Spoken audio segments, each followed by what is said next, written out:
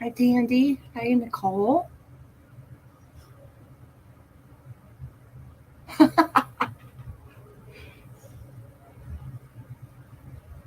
Hi, Mary. How are you guys?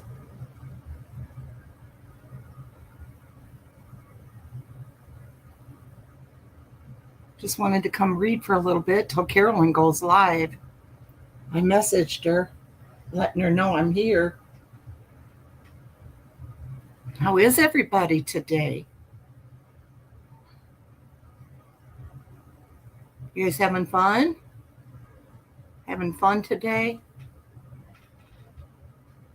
Hmm?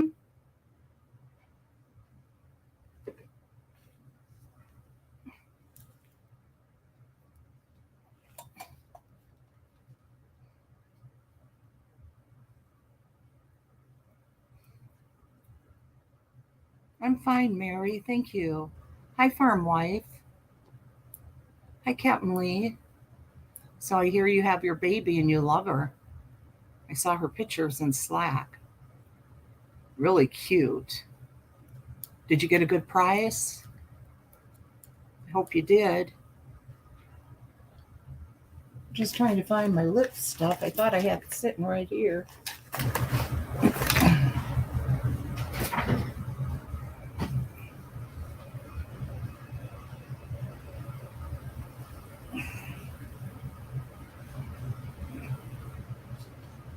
Hi, Billy Jones.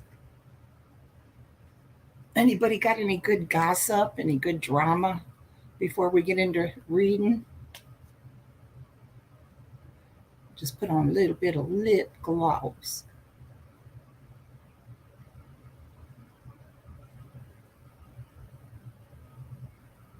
Oh, yeah, that little jar.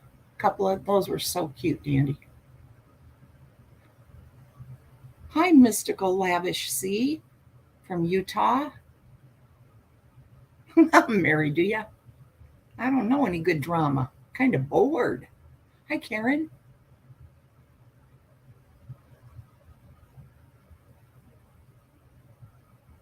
What? Was that link Carolyn gave you?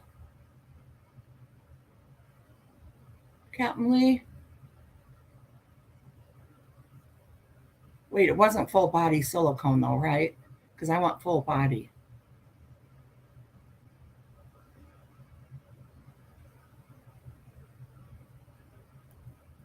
I want full body.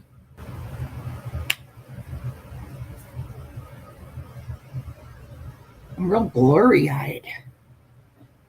My eye is watery.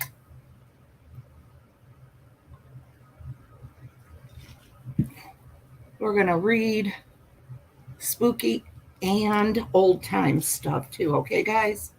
Going to kind of go back and forth. Is that all right? We're going to do reminisce, spooky stories, good old days. We're just going to do it all up until Miss Carolyn gets on the show tonight. Okay?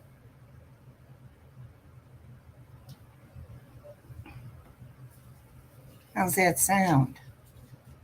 Got a great show tonight. Great show tonight planned. Hi, Nicole. Oh, wait, never mind. Spooky time. It's silicone. Not. It's the whole thing isn't though, right?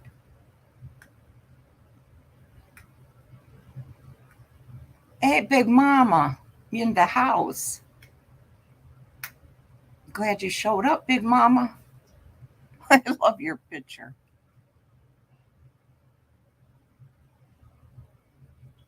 Carolyn gives you a heck of a hard time, doesn't she? She can't stand that I have a fan. I don't know, Karen. I just got them at Family Dollar. The print is coffee, cappuccino, cream, cafe au lait, mocha, freshly brewed.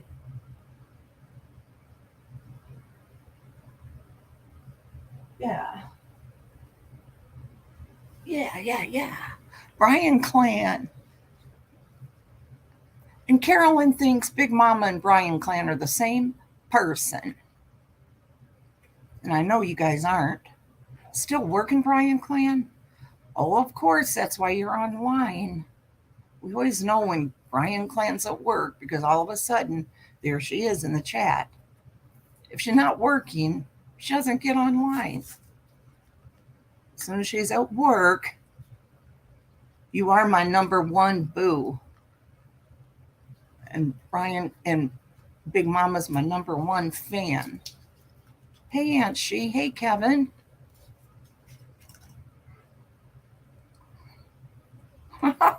You know it's true, the Brian Clan. Oh, cute, Captain Lee. Very cute.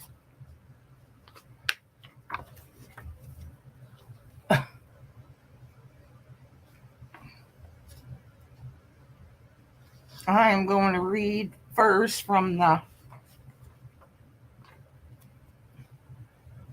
We're going to see some handy around the house first before a spooky story.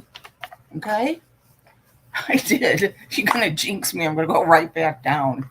I'm not. I'm just not meant to get over to stay at 2,000 or over.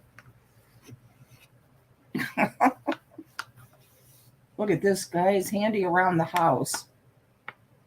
Craft Patterns Home Ideas book for 25 cents back in 1949.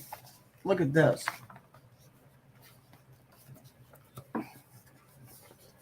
Here we go again.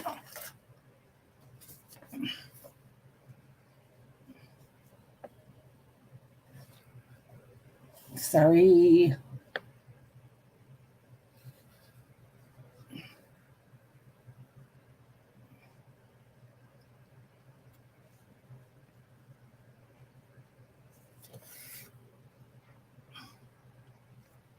They said it's just opposite of what you really do. It's like looking in a mirror. How easily distracted. Yeah, I wish, Kevin. Be nice.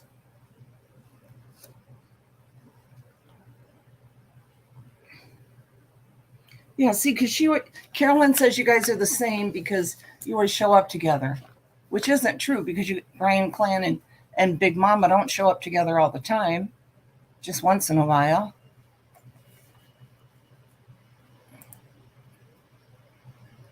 Now all we need is Cross-Eyed Betty. Cross-Eyed Betty, where are you?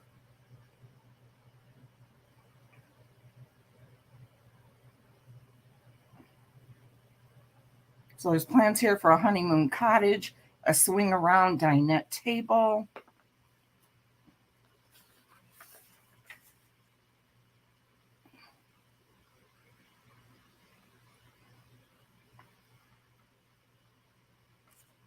Let's see if here's Pearly White's going to the dentist. This was a thought to remember: hide your fears, but share your courage. Pearly White's a trip to the dentist may not always come under the heading of happy memories, but a triumphant report of no cavities and praise for keeping the teeth healthy were definitely reasons to smile. I don't know. Look at it. Looks like that would be painful going to the dentist back then. You're a very big YouTuber. Hi, Just Ruby. Look at that, though, guys. Doesn't that look like a little bit scary?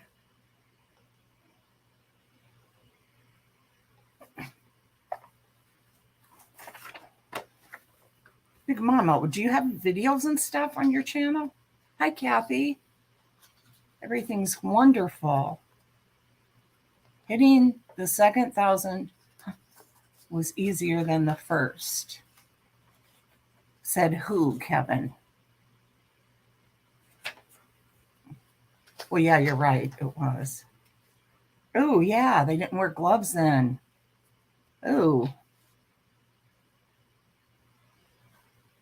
Let's see. Comic called Moon Mullins. I don't remember them. Said they were from 1967. Anybody remember?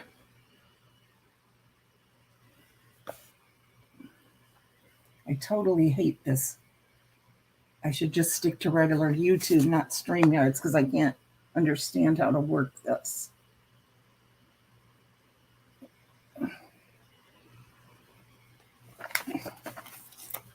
Hi, Pamela Patrick. Heidi Wolf.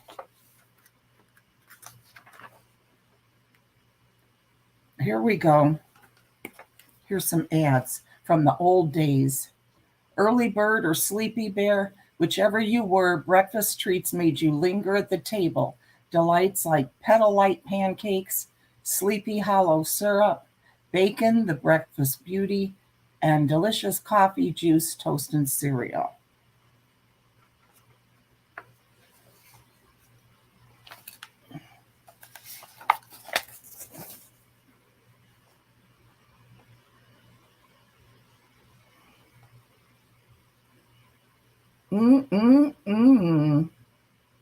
Num, num, num.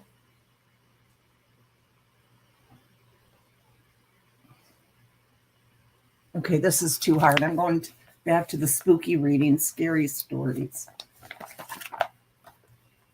Can't do that on here. Okay. Here we go. Hi, Adventures with Beth. Hey, Alicia Biso, my boo-boo foster daughter. Looks like we have a few ramblers here tonight. How did you guys find my channel?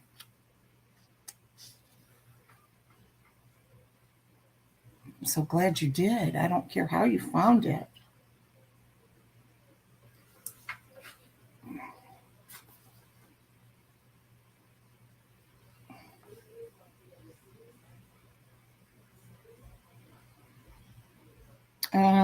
Here we go. I have to look again. You're better today, Kevin? Good, good, good. I'm glad. Let me find a story I haven't read yet. Through Carolyn, really? Oh, good, Mystical, because we're going to read some. We've been reading them for a few weeks now at night.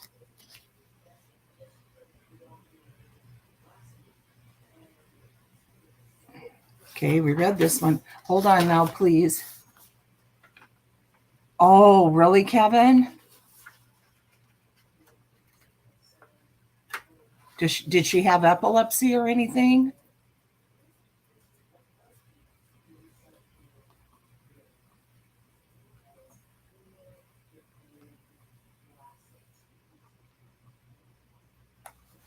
No, Heidi. A friend of Kevin's. Oh, really, Kevin? Her daughter, 39 years old, was found passed away. So they found out now that it was a seizure. Oh, wow.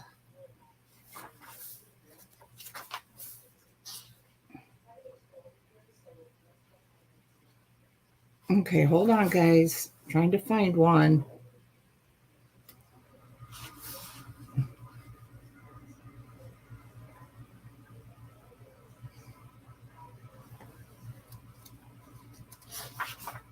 I don't think we read this one called In the Fog. This is out of New Jersey, spooky New Jersey.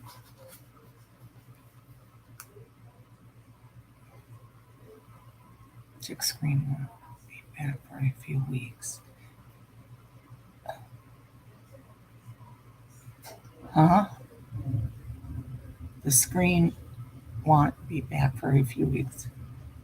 I don't know what you mean, Kevin.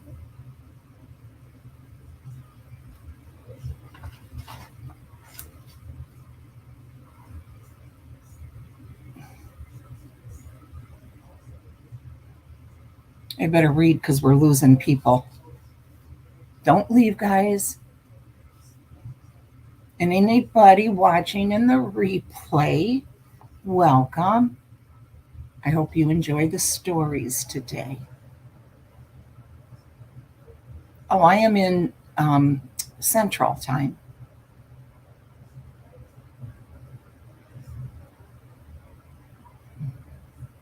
Talk screen. Okay. Okay. All right. Yeah, I get that. Yeah, that always takes a while. In the Fog, Jersey City. It was one of those gray, foggy mornings that never seemed to turn into true day. I hate those mornings. The fog was everywhere, creating a swirling, misty effect that made it difficult to see as I drove to the train station. Not good. I'd already had a cup of coffee, but I still felt half asleep.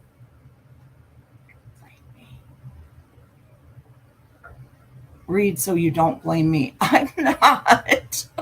I won't blame you. Hi, Tammy. I groped my way blindly onto the commuter train to Jersey City, a second cup of coffee clutched in my hand. I fell into a seat with a sigh and almost immediately dozed off as the train started the regular rattle, shake, bump, hum it always made when it headed down the tracks. I opened my eyes briefly to show my commuter ID to the cheerful, round faced conductor.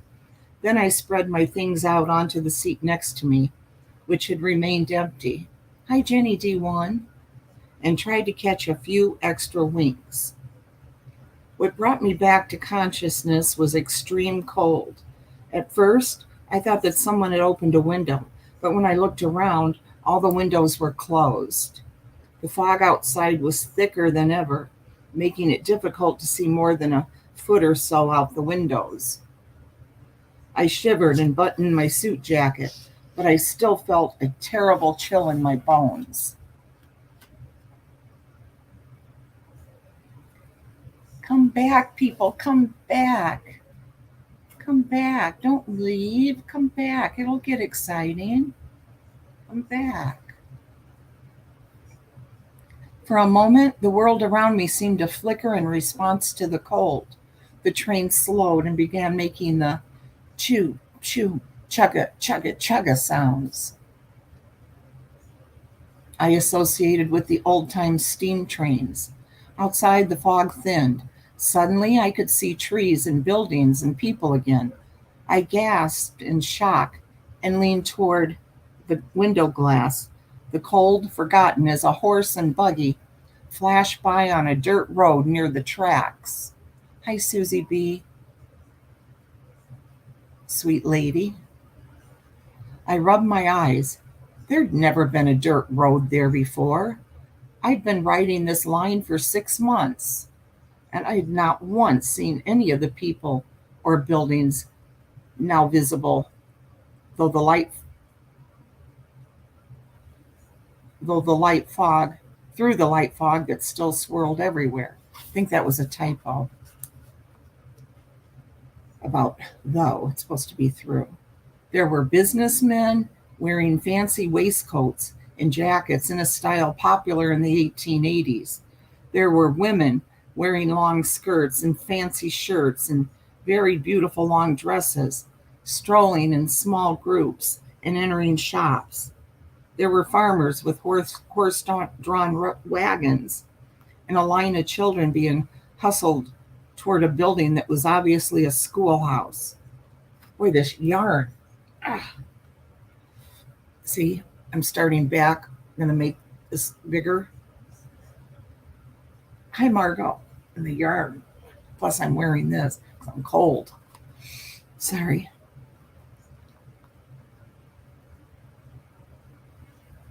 Toward a building that was obviously a schoolhouse. They were accompanied by a pretty woman who seemed to be their teacher. A telegraph pole passed the window as we moved away from the strange town and out into open fields. I must be dreaming, I thought, turning away from the window. It was a very vivid, very cold dream. I shivered and looked back inside the commuter train, then gasped again when I realized that it had changed too. Oh, here's Miss Carolyn. Everyone, this is Mommy Ramblings blog. You haven't heard of her, she has a wonderful channel. Please check her out. And please consider subscribing. Tell her 2 Scooter sent you. No, I'm not, Kevin. The heat's on right now. The bright electric lights, slightly dingy walls, and well-worn seats of the train I took every day had been replaced by fancy dark paneling, plush seats, and brass fixtures. Gas lights flickered faintly. It was a scene from more than 100 years ago. An old-time conductor, wearing a round hat with a stiff brim, came down the aisle. Here's the illustration, and there's a horse.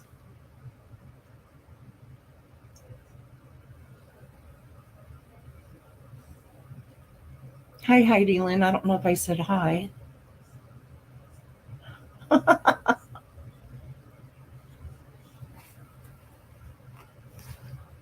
Taking tickets from my fellow passengers. Yay, horses!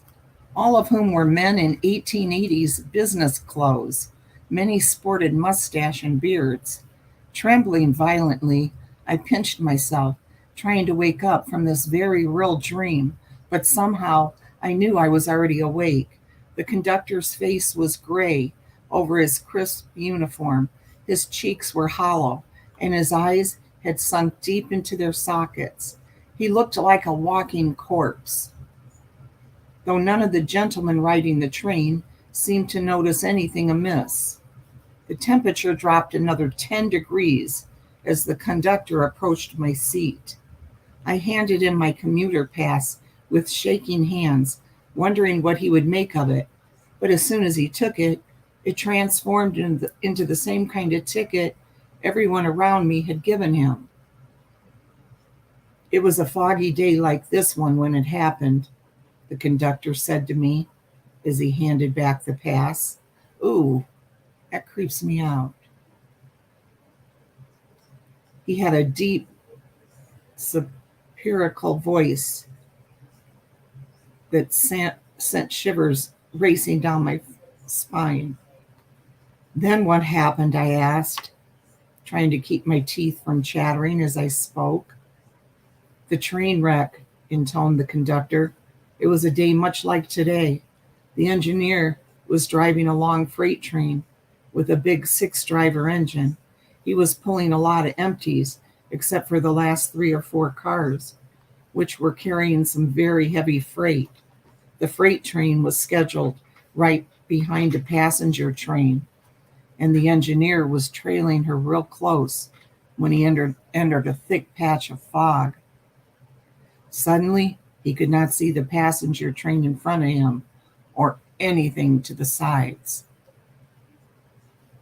The conductor paused, staring out the window. He gestured toward the fog-filled fields. It happened yonder, where the fog is so dense. Afraid he might hit the passenger train ahead of him, the engineer panicked and slammed the steam brakes as hard as he could. Sparks flew from the tires of the drivers as the 55-ton engine came to a sudden halt. The heavy cars at the end of the train kept moving forward, pushing hard into the empty cars just behind the engine. The cars in the middle buckled under the opposing forces. They were pushed straight up the tracks until they were as high as a nearby telegraph pole. For a moment, the train resembled a drawn bow. Then the cars snapped. One flew right over the telegraph wire and landed in that field, while the others fell over with a mighty crash. Hi, Debbie. Was anyone hurt? I asked. Hi, Ren. There was a conductor braking in the middle of the train, the hollow-faced man said. He lived in that house next to the depot we just passed. He was squeezed to death, and his body landed in the field with the freight car. The conductor looked me straight in the eye. They said that the conductor is doomed to walk the tracks on this route, telling the story of the wreck until someone believes his tale of a freight car that flipped over the top of a 20-foot high telegraph wire. I sat bolt upright, shaking like a leaf and unable to take my eyes away from his. Would you believe his tale? The cadaverous conductor asked me. I shivered, terrified of the red gleam I could see flickering at the back of his dark eyes. Yes, I would. The whole world went white for a moment, and I thought I heard a laugh of triumph somewhere at the edges of time.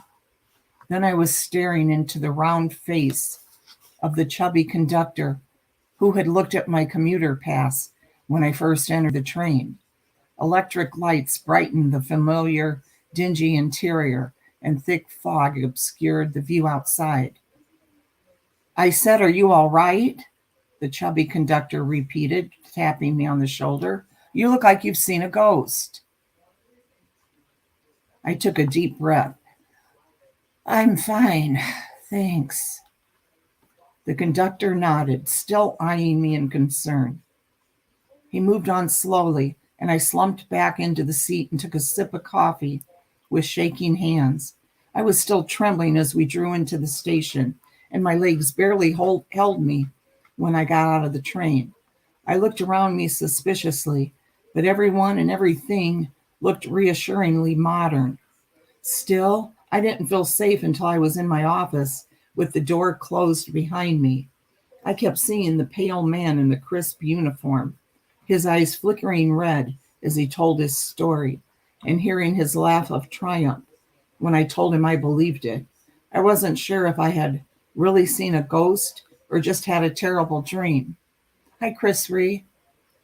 To my relief, the fog had cleared by the time I left work that evening, and my trip home was uneventful. Later, I did some research on that particular branch of the railroad to see if anyone had ever reported an accident like the one the ghost conductor had recounted. I learned that a train had derailed one foggy morning in the 1880s in the area that had been pointed out to me by the ghost, and the only casualty had been the conductor braking in the middle of the train.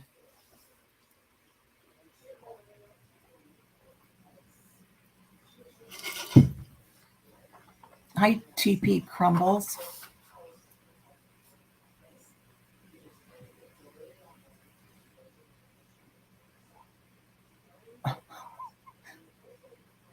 Hi, Cheryl Steele.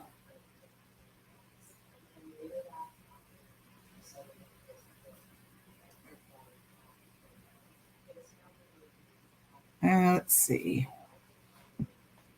See if we read this next one or not.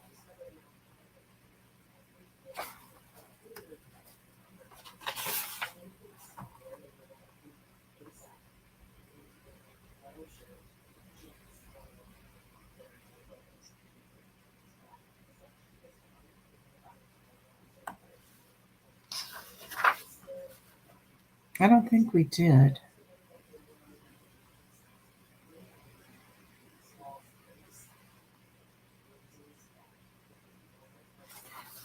The Mark of the Spirit Hand. Does that sound familiar, guys? Hi, Raina.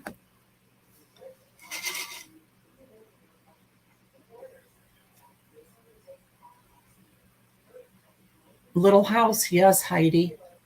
Uh-huh. I have a couple of those books here. I think one's a Little House cookbook or something. It has some of the recipes in it.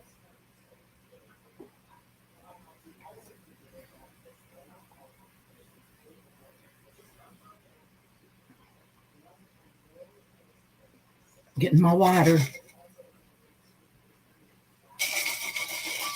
Hi, Paula Kay.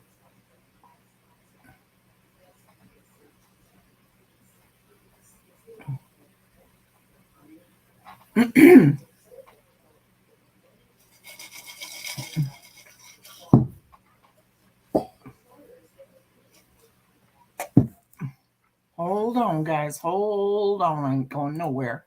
I'm right here, right here, right here, right here.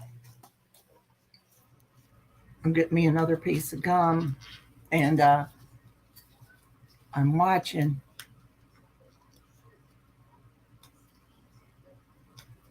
Oh, that was sad. I've watched that, Karen H. Candle in the Wind. He sings that.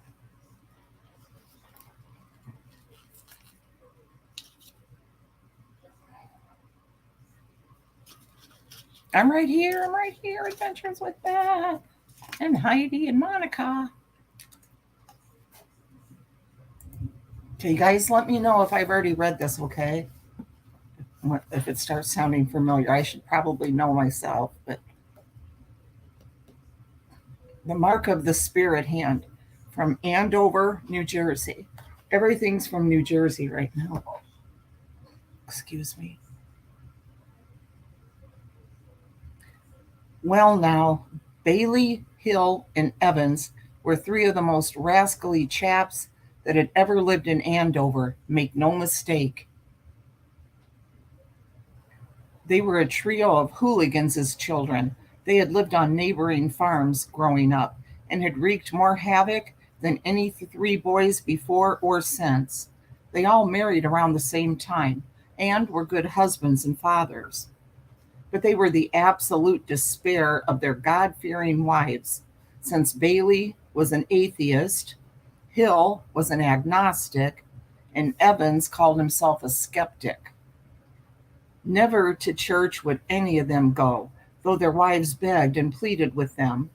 Evans was considered the quote unquote most religious by the trio. He had been to church once to see his eldest son baptized. All three men were retired and alone now, except for each other. Their wives had passed on, and their descendants were scattered all over the United States. Pals to the end, Bailey, Hill, and Evans had sold off their farms and rented a nice old cottage just outside Andover, not too far from the place where they'd grown up. Those rascals spent their days smoking and fishing and drinking and playing cards and chasing all the local widows. The church-going folks in town shook their heads whenever they spoke of the merry old bachelors who, if they weren't running around town causing a ruckus, were in the tavern discussing world politics, philosophy, horse racing, and religion. They're not bachelors. They're widowers.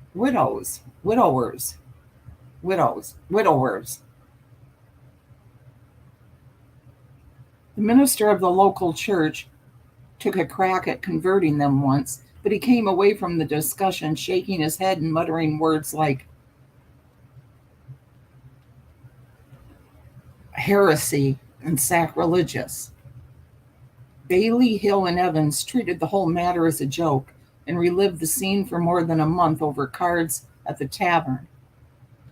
One evening, as they were sitting around their favorite table near the bar, the conversation turned to the afterlife. The old bachelors discussed the various beliefs held by religions across the world. arguing the pros and cons of each with skeptical enthusiasm. As they finished their last round of the evening, Evans made a merry proposition. Whoever died first would come back from the grave if he could and reveal himself to the other two, thus confirming that there was an afterlife. Hill and Bailey were much taken with his proposal. Hill laid his four-fingered right hand, his index finger had been cut off by an axe in childhood, over his heart and vowed solemnly to return should he be the unlucky first. Bailey and Evans cheered heartily and echoed his vow, and the three old bachelors drank to their shared pledge. Perhaps it was only coincidence. Perhaps it was fate. Whatever the reason, Hill died in his sleep that very night. Evans and Bailey were shaken by his death. There followed a period of weeks in which the remaining bachelors were not seen at the tavern. However, life soon settled into a new routine, and the two men returned to their favorite table. Each night, they drank a toast to their dearly departed friend, who had not returned from the grave, thus confirming Bailey's atheism and Evans's skepticism. A month after Hill's death, Evans and Bailey left the tavern a little later than usual, having spent the evening playing cards with a couple of friends who had come to visit from out of town. They walked home under a moonless sky, singing a rather naughty song and talking off and on about Hill. After several false starts, they managed to drag each other through the front door of the cottage and eventually found the staircase leading up to their rooms on the second floor. Evans called "good night" to his old pal and staggered into his room. He pulled off his boots and yanked on his nightshirt. Then he removed his nightshirt, took off his clothes, and put the nightshirt back on. Silly, drunken old fool, he scolded himself with a chuckle. Evans clapped his nightcap onto his head, groped his way under the covers of the bed, and blew out the candle. He was almost asleep when a bright light pierced his eyelids. "Cut it out, Bailey," Evans muttered, turning over and hiding his head under the pillow. The light grew brighter, and a chill wind swept through the room, pulling the covers off the bed. Annoyed, Evans rolled over and sat up, ready to scold his old pal for playing jokes on him. But the words died on the tip of his tongue. Standing next to his bed was the shining figure of Hill. He looked much the same as he had in life, except there was a youthfulness about him and a new sense of wholeness, as if he had found the true secret of life and happiness. Evans was both terrified and awed by the sight of his friend. Hill reached out his four-fingered hand and laid it on Evans's shoulder. The ghost's touch was like a cold fire that burned his skin. For a long moment, the two men gazed into each other's eyes. Then Hill disappeared. Evans gave a cry of shock and distress.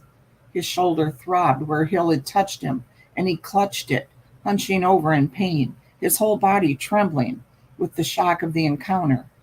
Bailey must have heard his cry, because he came into the darkened room with a hastily lit lantern.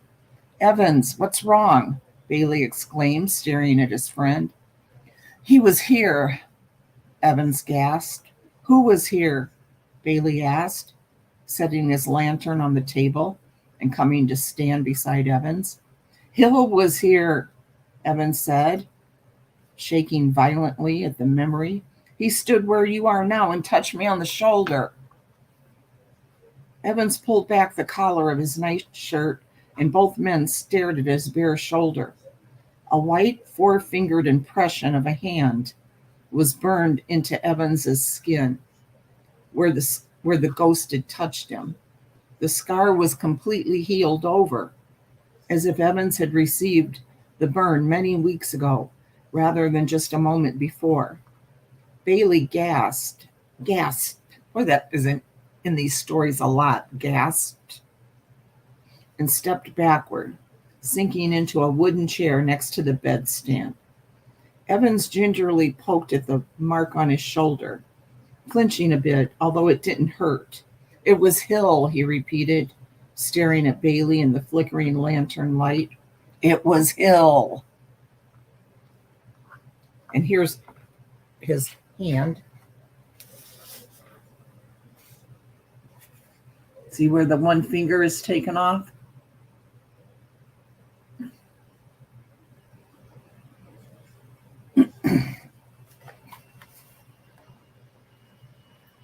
The mark of the four-fingered hand remained permanently branded on Evans's shoulder. He and Bailey stopped going to the tavern after that fateful night. The minister of the local church almost had a heart attack the next Sunday. I keep feeling like I have a hair there. I do. Wait, no, it's a stupid fuzz from the yard.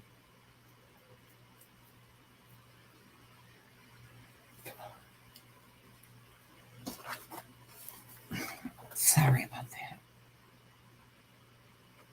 They almost had a heart attack the next Sunday when the old bachelor slipped into the pew at the front of the sanctuary and sheepishly tried to hide behind the hymnal. The two men were greeted with open arms by all the good folk of the congregation, and the minister shook their hands heartily after the service. Evans and Bailey never told anyone what prompted their sudden conversion, and folks gave up asking after a few months. Sometimes, during the weekly sermons, Evans could be seen rubbing his shoulder thoughtfully, as if he were trying to ease a sore muscle. And whenever the minister spoke of the afterlife in his sermons, Bailey would glance over at his friend significantly and say a hearty, "Amen." Oh, thank you, Monica. I really appreciate that. Thank you so much.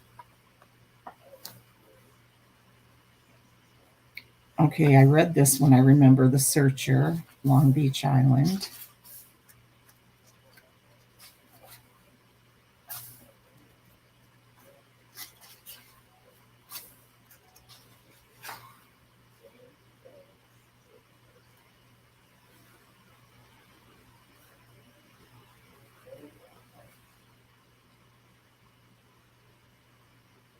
Did I read The Author Returns?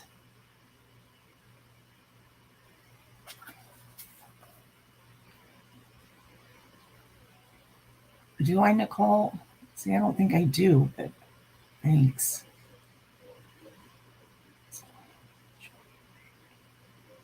I probably should have, Tracy B.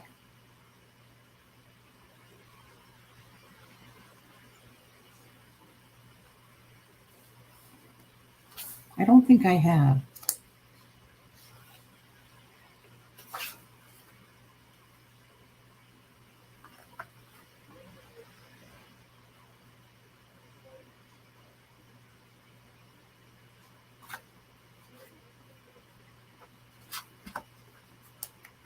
I did think of doing that, Tracy B, and then I thought, if I resold them or something, but I probably won't. I'm not an eBay seller or anything. No, that story is over. Yeah, we're going to start a new one now. The Author Returns, Pompton Lakes, New Jersey.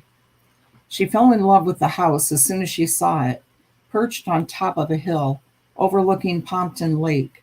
The huge Victorian had a wraparound porch, high ceilings, a beautiful octagonal dining room, and a fireplace right beside the grand staircase in the entryway. The staircase resembled the letter J. The longest section descended steeply from the second floor, stopping abruptly 3/4 of the way down at a small landing.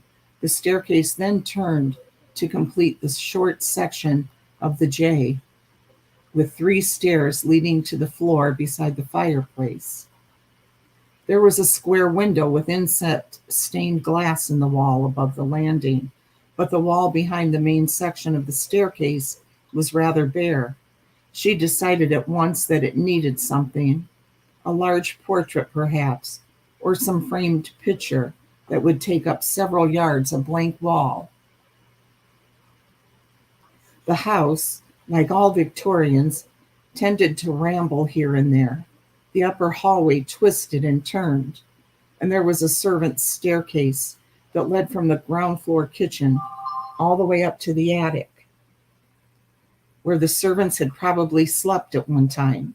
What she liked most about the house was its connection to a local author, the sister of Albert Payson Terhune, an early 20th century collie breeder who wrote Lad, a Dog, and many other books, had lived there.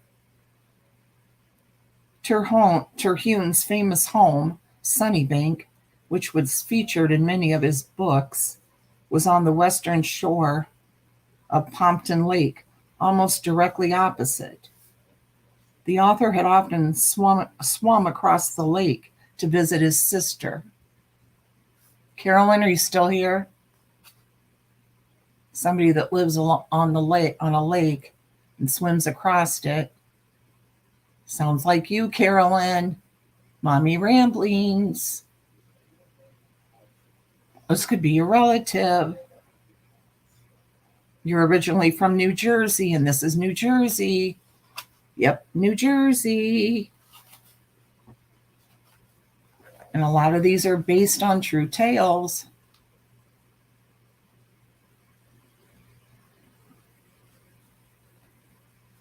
Due to its advanced age, the Victorian was not the easiest house to maintain. It made a lot of rattles and creaks and funny sounds, but none of these things mattered to the prospective owner who bought it and moved in immediately. She was a bit surprised by the cautious attitude of her new neighbors when they spoke to her. She didn't understand what was inhibiting them until someone let it slip that the neighbors all believed that the Victorian house was haunted. The new owner was delighted at the thought, although she did not believe in ghosts herself. A house such as this deserved a ghostly reputation, and therefore she shivered deliciously whenever it creaked and rattled. The new owner asked around and soon learned a few of the tales associated with the house. Footsteps were sometimes heard in the upper hallway when only one person was home. What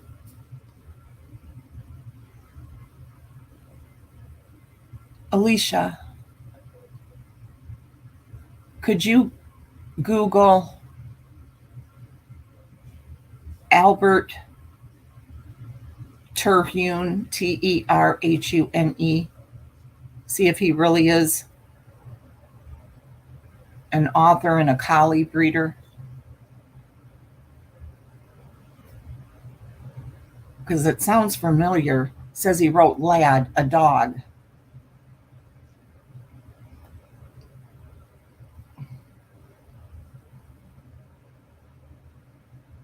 The invisible walker would hurry down the servant's staircase, through the kitchen, and out the back door. Oh, wait, she is? Is she? She didn't tell me. What?